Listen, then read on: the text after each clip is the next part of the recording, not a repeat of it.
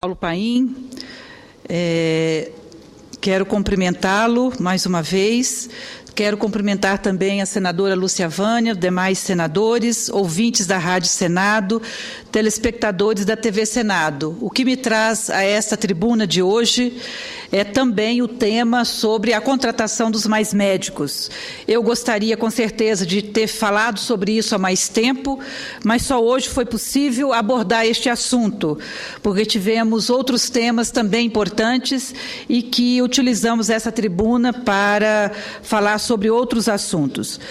Mas eu quero aqui dizer, senador Paulo Paim, que a Comissão de Direitos Humanos e Legislação Participativa realizou quinta-feira, dia 22 de agosto, audiência pública para discutir o programa Mais Médicos na perspectiva dos direitos humanos.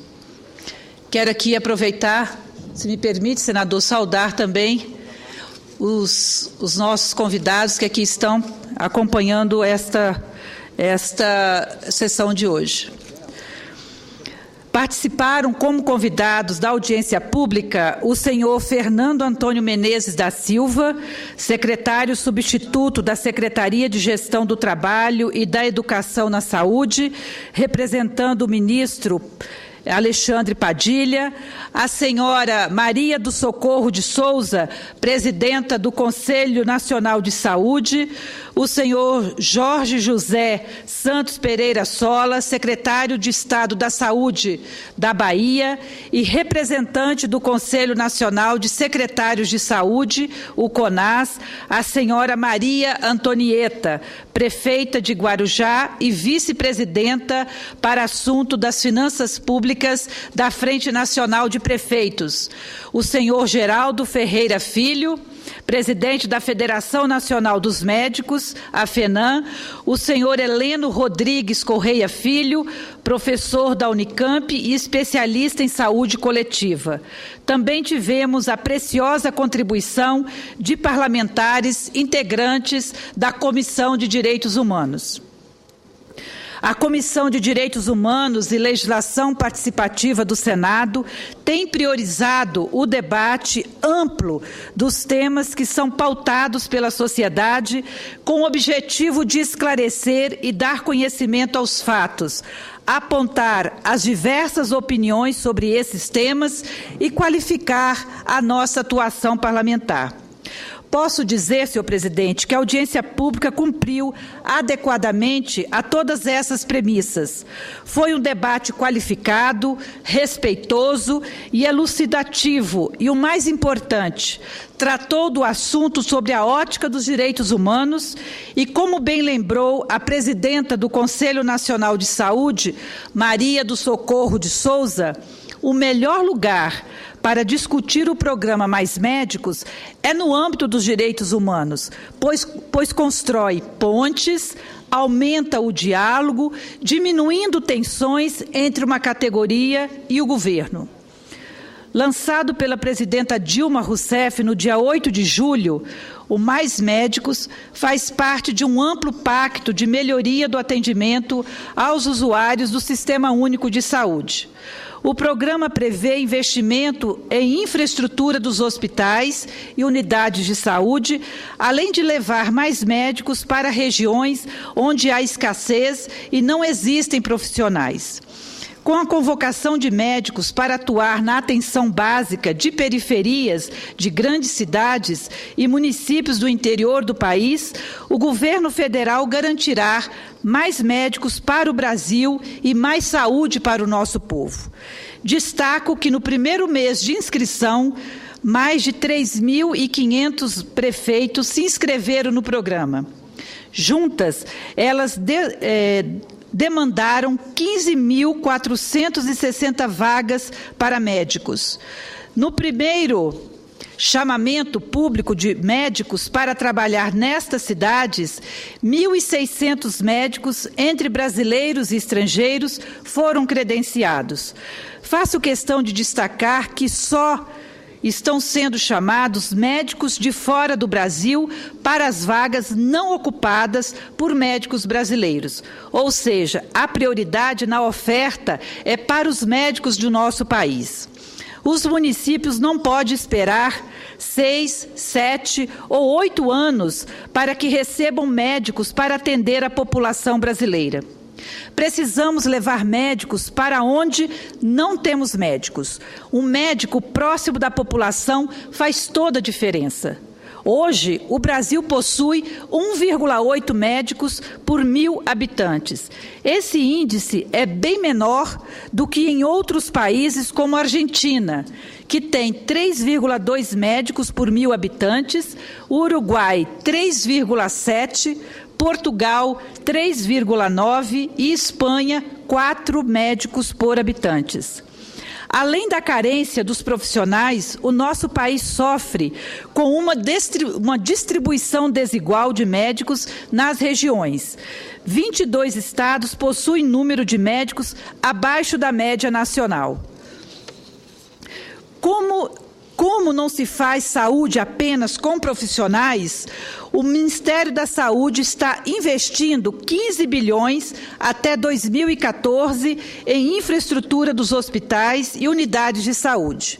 Desses, 2,8 bilhões de reais foram destinados a obras em 16 mil unidades básicas de saúde e para a compra de equipamentos para 5 mil unidades.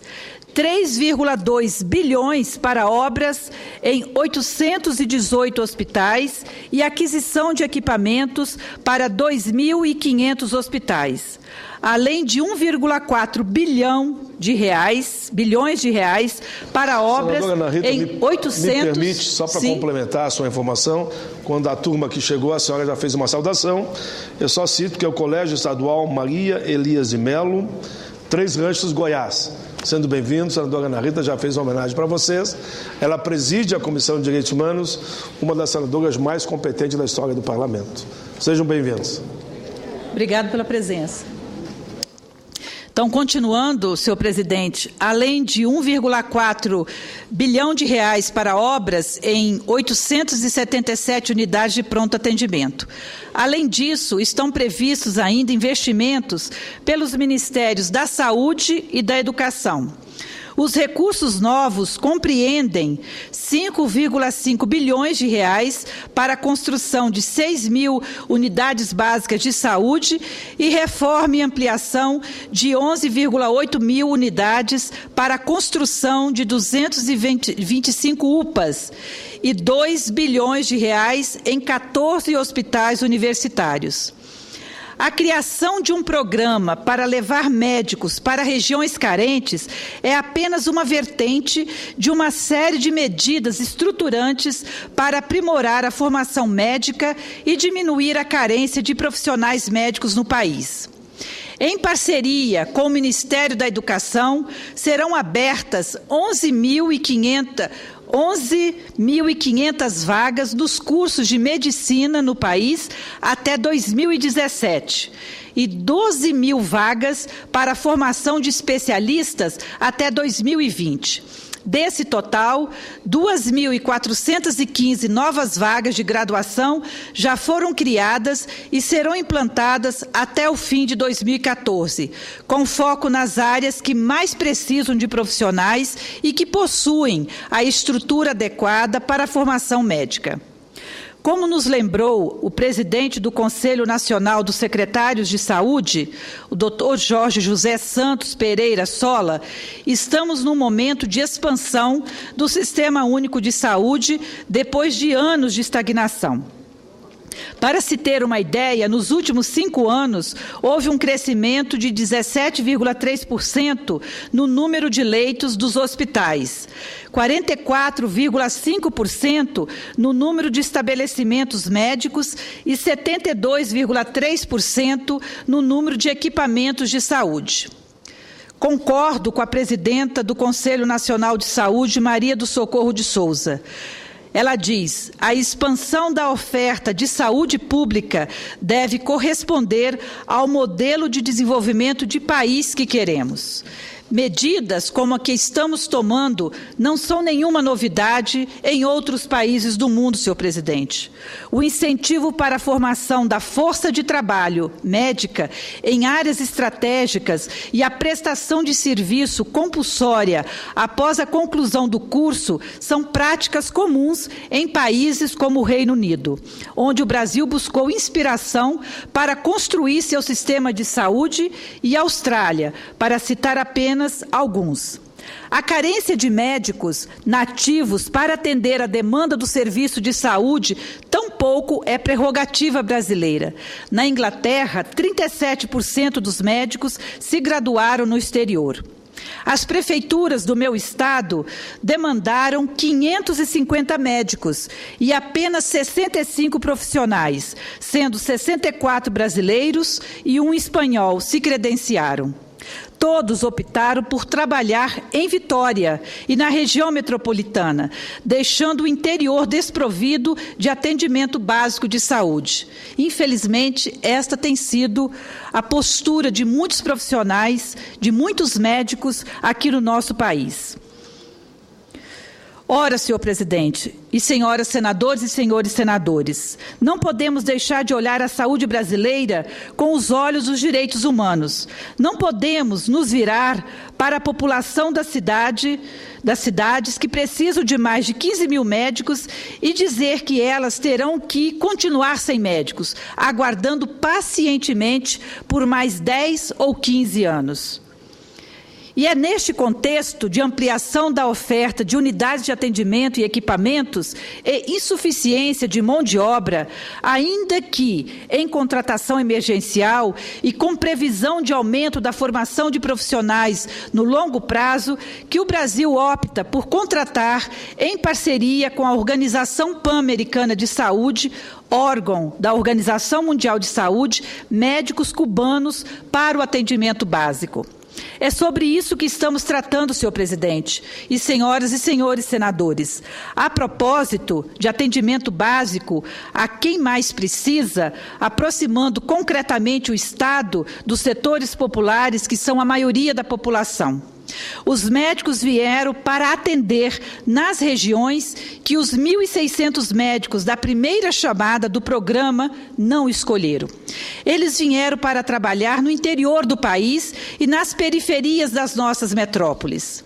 A medicina cubana está entre as melhores do mundo e sua formação é voltada ao atendimento básico, que é o que o Brasil precisa.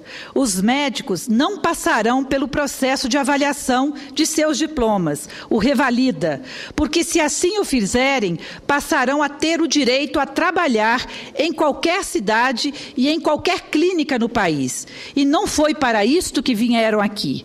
Cabe ao Brasil garantir que eles atendam apenas as cidades escolhidas pelo governo brasileiro e em hospitais públicos.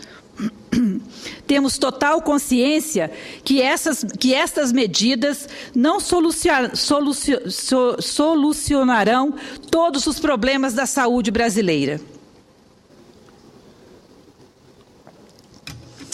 Sabemos, senhor presidente, que a demanda por médicos e o aumento e melhor estruturação da rede de atendimento é um passo importante, mas que não conseguirá cumprir seu processo de transformação necessário para responder ao modelo de desenvolvimento que queremos para o Brasil, sem uma fonte exclusiva de financiamento.